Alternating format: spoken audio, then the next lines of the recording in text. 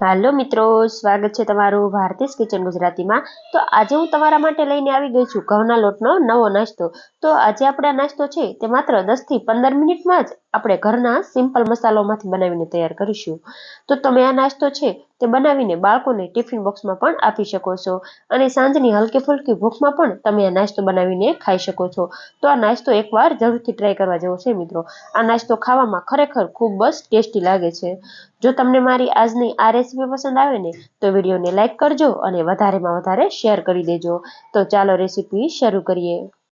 તો સૌપ્રથમ અહીં આપણે બટેટાનો મસાલો બનાવી લઈએ।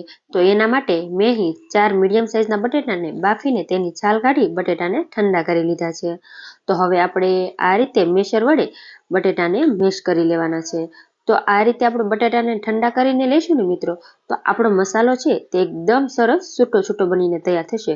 તો ઘણીવાર કેવું થતું હોય છે કે આપણે બટેટા બાફીને તરત જો એનો મસાલો બનાવીએ ને તો મસાલો છે તે એકદમ ઢીલો અને ચીકણો બની જતો હોય છે। તો એના માટે જો તમે આ રીતે બટેટાને ઠંડા કરીને લેશો ને તો તમારો મસાલો છે તે પણ આવો એકદમ સરસ છૂટો છૂટો બનીને તૈયાર થશે। તો મસાલાને વઘારવા માટે એક પેનમાં એક નાનું પાવડું તેલ એડ કરવાનું છે। તો અહીં આપણે બને એટલું તેલનો ઓછો જ ઉપયોગ કરવાનો છે। ત્યારબાદ તેની અંદર અડધી ચમચી જેટલું જીરું અને થોડી એવી હિંગ ઉમેરવાની છે। ત્યારબાદ તેની અંદર એક મીડિયમ સાઇઝની ડુંગળીને આ રીતે કટ કરી આપણે એડ કરી દેવાની છે। અને હવે આપણે હાઈ ગેસની ફ્લેમ રાખીશું અને આ જ રીતે કન્ટિન્યુ ચલાવતા જઈ આપણે ડુંગળીને હલકી ગુલાબી રંગની થાય ને ત્યાં સુધી સાતળી લેવાની છે। તો અહીં આપણે ડુંગળીને હાઈ ગેસની ફ્લેમ ઉપર જ સાતળવાની છે, જેથી ડુંગળી છે તે ઝડપથી સતળાઈ પણ જશે અને ડુંગળી છે તે થોડો ક્રન્ચી રહે એ રીતે તેનો ટેસ્ટ આવશે, જે આ નાસ્તામાં ખૂબ જ સરસ લાગશે મિત્રો। તો અડધીક મિનિટમાં જ તમે અહીં જોઈ શકો છો આપણી ડુંગળી છે તે એવી હલકી ગુલાબી રંગની સતળાઈ ગઈ છે। તો હવે આપણે તેની અંદર એક મોટી ચમચી ફ્રેશ આદુ, લસણ અને લીલા મરચાંની પેસ્ટ ઉમેરવાની છે। તો તીખાશ તમે જે રીતે ખાતા હોય મિત્રો એ રીતે તમારે લીલા મરચાંનું માપ વધારે કે ઓછું લઈ શકો છો। તો હવે આપણે આદુ, લસણ અને લીલા મરચાંની પેસ્ટને પણ આ રીતે કન્ટિન્યુ ચલાવતા જઈ આપણે એકાદ મિનિટ માટે સાતળી લેવાનું છે। તો આપણે આ નાસ્તામાં આદુ, લસણનું પ્રમાણ છે તે થોડું વધારે રાખવાનું છે, જેથી આ મસાલો છે તે ખાવામાં ખૂબ જ સરસ ટેસ્ટી મિત્રો બનીને તૈયાર થાય। તો અહીં તમે જોઈ શકો છો આપણી બધી જ વસ્તુ છે તે એકદમ સરસ રીતે સતળાઈ ગઈ છે। તો હવે આપણે બધા મસાલા કરી લઈશું। તો અડધી ચમચી જેટલું ધાણા જીરું, થોડી એવી હળદર ઉમેરીશું અને ત્યારબાદ અહીં આપણે અડધી ચમચી જેટલું આપણે તીખું લાલ મરચું એડ કરવાનું છે। તો તીખાશ તમને જે રીતે જોવે એ રીતે તમારે મરચું વધારે કે ઓછું ઉમેરી દેવાનું। ત્યારબાદ અહીં અડધી ચમચી જેટલો આપણે ચાટ મસાલો ઉમેરીશું। ત્યારબાદ થોડા એવા આપણે ચીલી ફ્લેક્સ ઉમેરીશું અને મસાલાને સુપર ટેસ્ટી બનાવવા તેની અંદર આપણે અડધી ચમચી જેટલો આપણે સેન્ડવિચનો મસાલો એડ કરવાનો છે મિત્રો। તો અહીં મેં ગ્રીલ સેન્ડવિચનો મસાલો ઉમેર્યો છે। જો તમારી પાસે અહીં સેન્ડવિચનો મસાલો ન હોય તો તમે તેની જગ્યાએ પાઉંભાજીનો મસાલો પણ એડ કરી શકો છો। સાથે ટેસ્ટ પ્રમાણે મીઠું ઉમેરીશું અને થોડી એવી આપણે ખાંડ ઉમેરવાની છે, જેથી બધા જ સ્વાદ તે બેલેન્સ કરી લેશે। તો એકદમ સરસ રીતે આપણે મિક્સ કરી લઈશું અને આપણે ગેસની ફ્લેમ સ્લો કરી દેવાની છે, એટલે આપણા મસાલા છે તે બળી ન જાય। તો અડધીક મિનિટમાં જ તમે અહીં જોઈ શકો છો આપણા બધા જ મસાલા એકદમ સરસ રીતે સતળાઈ ગયા છે। તો હવે આપણે તેની અંદર બાફેલા બટેટાનો માવો એડ કરી દેવાનો છે અને એકદમ સરસ રીતે આપણે મિક્સ કરી લેવાનું છે। તો મિત્રો તમે અહીં આ બટેટાના મસાલામાં લીલા વટાણાનો પણ ઉપયોગ કરી શકો છો, તેનો ટેસ્ટ પણ મસાલામાં ખૂબ જ સરસ આવે છે। તો આ જ રીતે આપણે બધું જ એકદમ સરસ રીતે મિક્સ કરી લીધું છે। તો હવે આપણે મસાલાને ખાટો મીઠો બનાવવા તેની અંદર આપણે અડધા લીંબુનો રસ નીચોવાનો છે। ત્યારબાદ ફ્રેશ ઝીણા કાપેલા ધાણા ઉમેરીશું અને મસાલાને એકદમ સરસ રીતે મિક્સ કરી લેવાનો છે। તો અહીં આપણે આ નાસ્તો બનાવવા માટે સુપર ટેસ્ટી મસાલો બનીને રેડી થઈ ગયો છે। તો અહીં આપણે આ મસાલાને જેટલો વધારે ટેસ્ટી બનાવીશું ને એટલો આ નાસ્તો ખાવામાં ખૂબ જ સરસ લાગશે। તો હવે આપણે ગેસની ફ્લેમ બંધ કરી મસાલાને ઠંડો થવા માટે સાઈડમાં રાખીશું।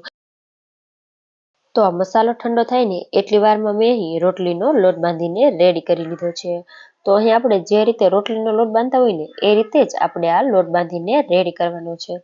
તો મિત્રો તમારે જ્યારે આ નાસ્તો બનાવવો હોય ને ત્યારે તમારે આ રીતે થોડો અગાઉ લોટ બાંધી દેવાનો અને બટેટાનો મસાલો બનાવી લેવાનો, એટલે તમે આ નાસ્તો છે તે બાળકોને ઝટપટ બનાવીને તેને ટિફિન બોક્સમાં આપી શકશો। તો હવે આપણે તે લોટમાંથી આ રીતે મીડિયમ સાઇઝનો લુઓ લઈ લઈશું અને તેના પર કોરો લોટ છાંટતા જઈ આપણે એકદમ સરસ પાતળી એવી રોટલી બનીને રેડી કરી લેવાની છે મિત્રો। તો અહીં તમે જોઈ શકો છો આપણે એકદમ સરસ પાતળી રોટલી બનીને રેડી કરી લીધી છે. તો હવે આપણે રોટલીને શેકવા માટે મેં આ રીતે તવો અગાઉ જ ગરમ કરવા માટે રાખી દીધો હતો. તો તેની ઉપર આપણે રોટલીને રાખી દઈશું અને અડધીક મિનિટ માટે આપણે આ સાઈડમાં રોટલીને શેકી લેવાની છે.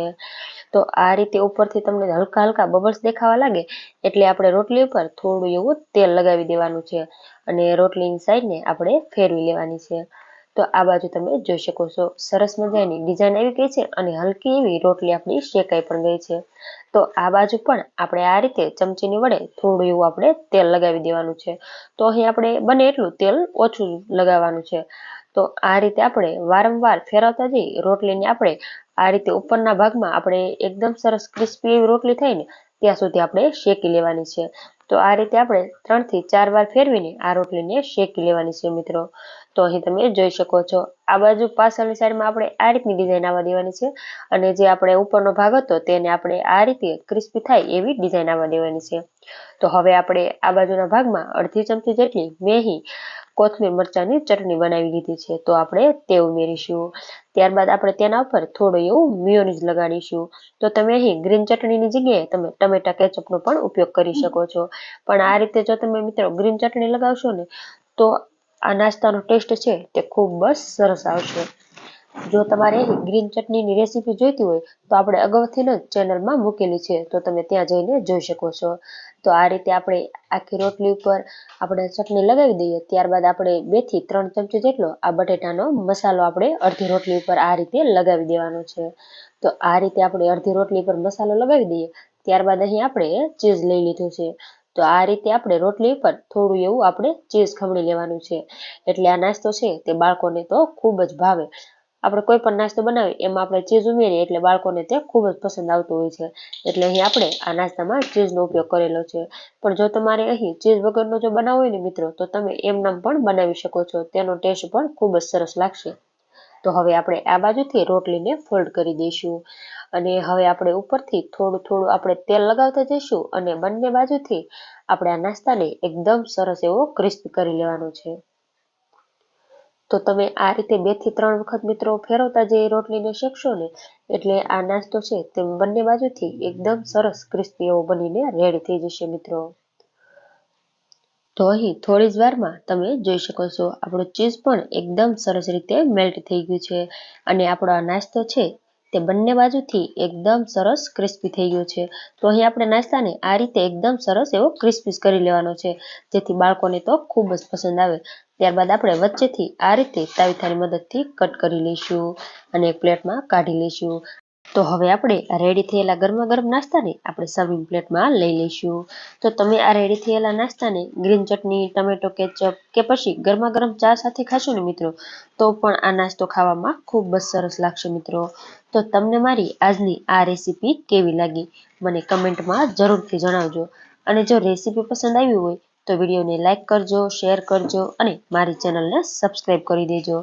Thanks for watching.